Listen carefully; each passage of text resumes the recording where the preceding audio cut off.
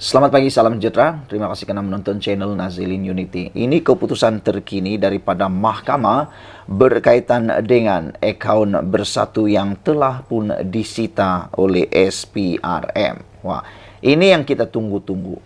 Saudara-saudara sekalian, pilihan raya yang mendatang ini memerlukan keuangan yang paling banyak.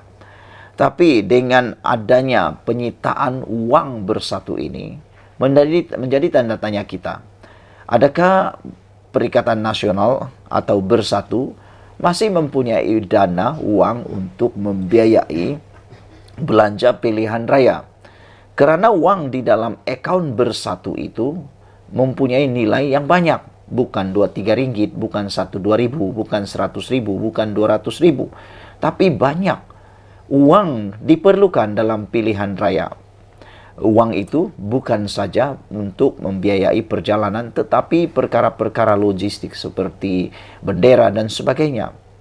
Adakah dengan keputusan menyita ini belum lagi dibuka atau dibebaskan, akaun Bersatu itu akan menyebabkan Bersatu akan jadi miskin dalam pilihan raya kali ini?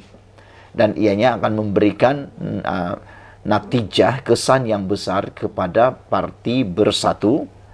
Mahkamah Tinggi di Kuala Lumpur hari ini menetapkan 7 September untuk mendengar permohonan kebenaran semakan kehakiman yang difailkan Bersatu bagi mencabar penyitaan 2 akaun bank parti itu oleh SPRM. Lihat, ianya hanya akan didengar pada 7 September. Keputusan mahkamah adalah muktamad dan tidak akan dapat dipersoalkan lagi. Jadi saudara-saudara sekalian, hanya pada 7 September baru didengar. Itu belum lagi ceritanya keputusan sama ada akaun tersebut sudah dibuka atau tidak. Adakah dengan ini Parti Bersatu akan buka Tin Melo, akan membuat derma Tin Melo seperti yang pernah diwar-warkan oleh Parti Rakan Bersatu?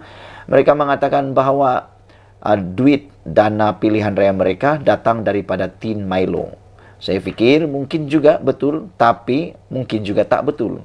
Kerana Tin Milo bolehlah kumpul mungkin ratusan ribu, tapi untuk jutaan ringgit tak pastilah boleh atau tidak menampung perbelanjaan Bersatu dalam pilihan raya nanti. Mahkamah menetapkan tarikh pendengaran berkenaan semasa pengurusan kes pagi tadi. Peguam yang mewakili parti pembangkang itu, Chetan Jetwani, mengesahkan keputusan pengurusan kes di hadapan penolong kanan pendaftar mahkamah Lee Ka-ful.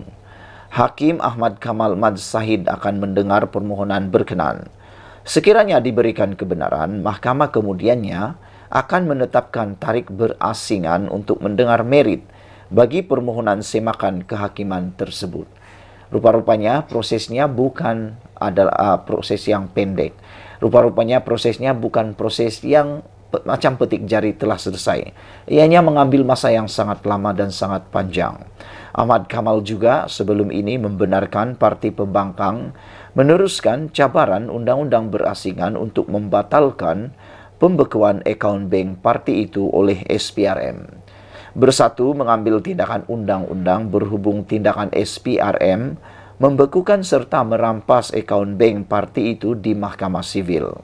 Mahkamah Sivil juga mengarahkan pihak-pihak berkaitan menyediakan afidavit berhubung semakan kehakiman itu sehingga 7 September.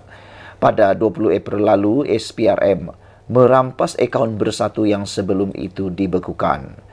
Agensi anti rasuah itu menjelaskan akaun tersebut disita pada 11 April selepas mengemukakan perintah mengikut Seksyen 50 Akta Pencegahan Pengubahan Wang Haram, pencegahan pembiayaan keganasan dan hasil daripada aktiviti haram. Kenyataan itu dikeluarkan sebagai respon kepada laporan The Edge bertajuk Bersatu Ask MACC Why Two Accounts Still Frozen After 90 Days. Bersatu minta penjelasan SPRM mengapa 2 akaun masih dibekukan selepas 90 hari. Sebelum ini, akaun-akaun terbabit dibekukan pada 12 dan 13 Januari 2023 mengikut Seksyen 44 AMLA TFPUAA 2001 bagi membantu siasatan terhadap wang yang disyaki daripada hasil haram.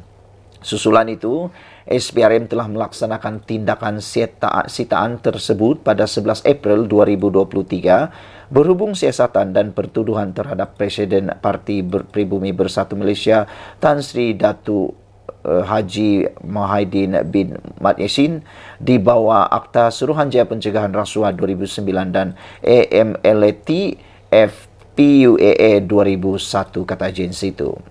Bersatu berkata, perintah rampasan itu meragukan dan telah diundurkan pada 11 April sedangkan pengumuman oleh SPRM dibuat pada 20 April. Justru agensi itu didakwa enggan melaksanakan perintah rampasan sehingga hari ini. Pada 20 Mac lalu, Muhyiddin mengaku tidak bersalah terhadap 4 pertuduhan penyalahgunaan kuasa dan 2 pertuduhan pengubahan wang haram yang melibatkan RM 232.5 juta. 4 pertuduhan penyalahgunaan kuasa di bawah Section 23 dalam kurungan 1 Akta SPRM 2009, di mana Muhyiddin didakwa menggunakan jawatannya sebagai Perdana Menteri dan Presiden Bersatu ketika itu bagi mendapatkan rasuah sebanyak RM 232.5 juta daripada 3 syarikat dan seorang individu antara 1 Mac 2020 dan 20 Ogos 2021. 3 syarikat tersebut ialah Bukhari Equity Sdn Bhd, Nepturis Sdn Bhd dan Mamfur Sdn Bhd. Manakala individu terbabit adalah Azman Yusof. 2 pertuduhan pengubahan wang haram dinyatakan di bawah Section 4 dalam kurungan 1 kurungan B Amlat TF PUA 2001 yang dibaca bersama Section 87 dalam kurungan 1 akta yang sama. Individu berusia 76 tahun itu didakwa menerima RM 120 juta hasil daripada aktiviti haram daripada Bukhari Equity Sdn Bhd antara 25 Februari 2021 dan 8 Julai 2022. Tuduhan itu tidak mengatakan bahawa pembayaran dibuat kepada Muhyiddin. Justru ia merupakan sebab mengapa akaun bank pribadinya tidak pernah dibekukan. Pengubahan wang haram itu didakwa dilakukan dengan menerima wang yang dimasukkan ke akaun Bersatu. Menurut portal web rasmi Bank Negara Malaysia, pengubahan wang haram ialah proses menukar wang tunai, dana atau harta yang diperoleh daripada aktiviti jenayah untuk dilihat sebagai sah.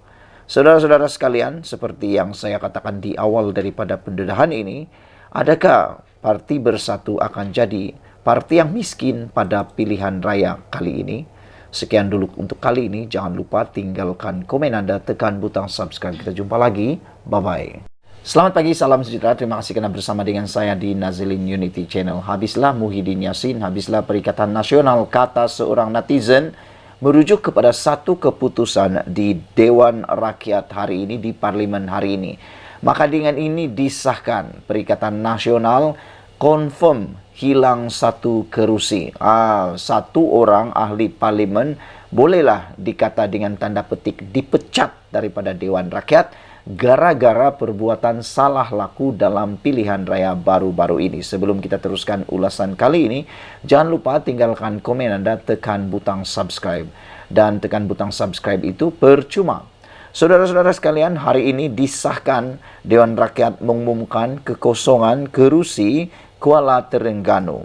Speaker Dewan Rakyat Johari Abdul hari ini mengumumkan kekosongan luar jangka bagi bahagian pilihan raya Parlimen P36 Kuala Terengganu. Saya telah menerima suatu surat bertarikh 13 Julai lalu daripada pengerusi SPR yang memaklumkan bahawa selaras dengan perkara 54 dalam kurungan 1 Perlembagaan Persekutuan telah berlaku kekosongan luar jangka bagi bahagian pilihan raya Parlimen P036 Kuala Terengganu.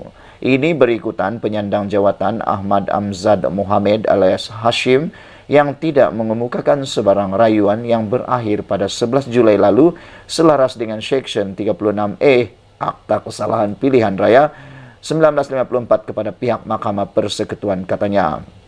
Sehubungan itu, Johari berkata pihak SPR akan mengadakan satu pilihan raya bagi mengisi kekosongan tersebut dalam tempo 60 dari tarikh kekosongan berkenan. Saudara-saudara sekalian, dengan ini ada beberapa penganalisis politik dan juga pengkritik politik mengatakan, adakah PAS bersetuju bahwa dengan keputusan ini PAS mengiyakan bahwa wujud rasuah, wujud sogokan dalam pilihan raya melibatkan PAS.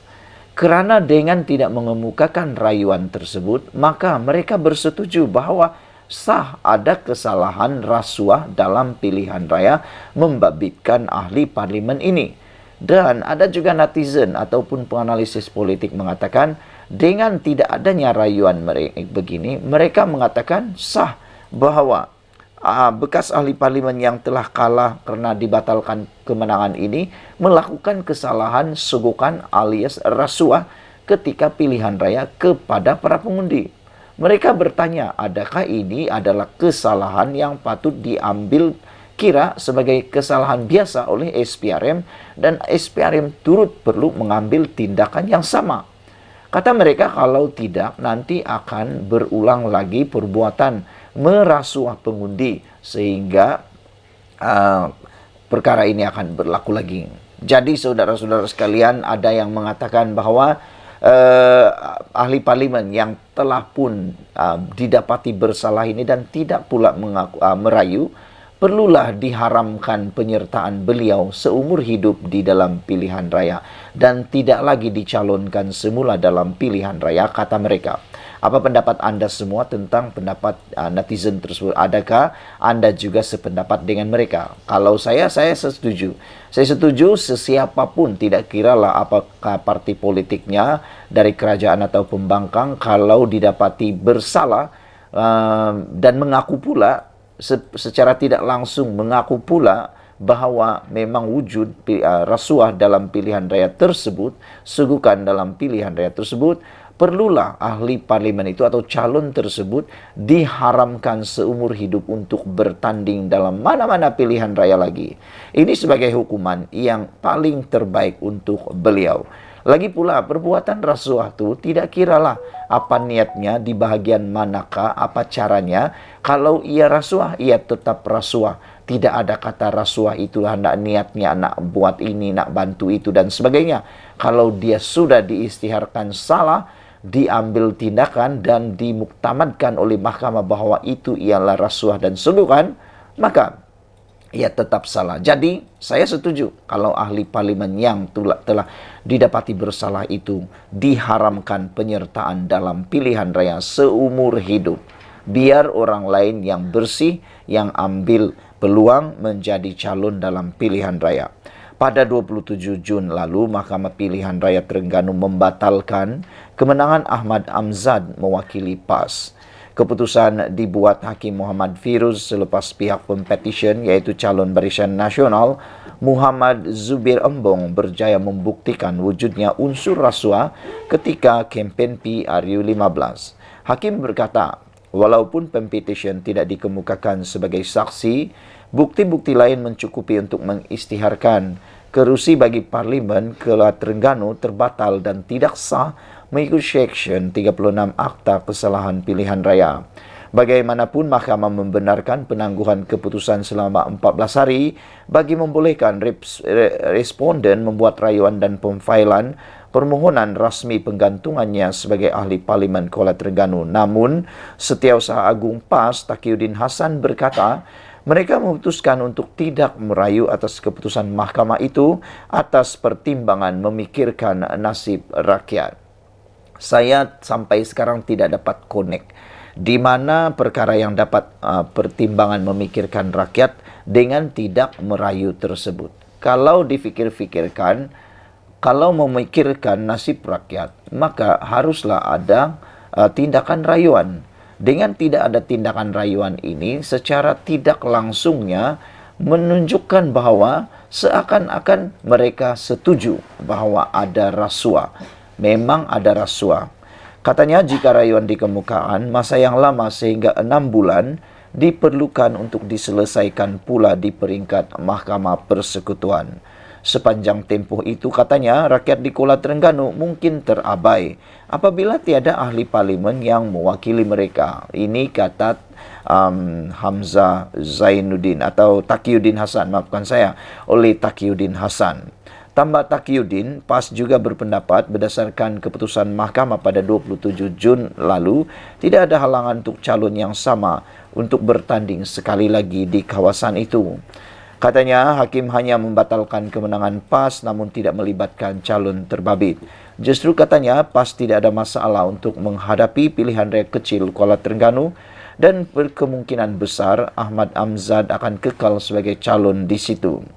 Taqiyuddin juga yakin mereka tidak bermasalah untuk mengekalkan kerusi tersebut berdasarkan kepada jumlah undi yang tidak banyak diterima Ahmad Amzad pada 19 November tahun lalu. Untuk rekod, dalam PRU lalu, Ahmad Amzad mengalahkan 3 calon lain dengan meninggalkan pencabar terdekatnya Muhammad Zubir Ombong dengan perbezaan 40.907 undi.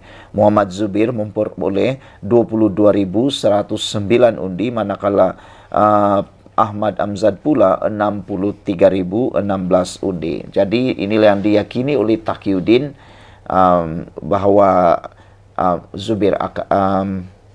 Ahmad Amzad akan menang lagi. Sekian dulu untuk kali ini. Jangan lupa tinggalkan komen Anda, tekan butang subscribe. Kita jumpa lagi. Bye-bye.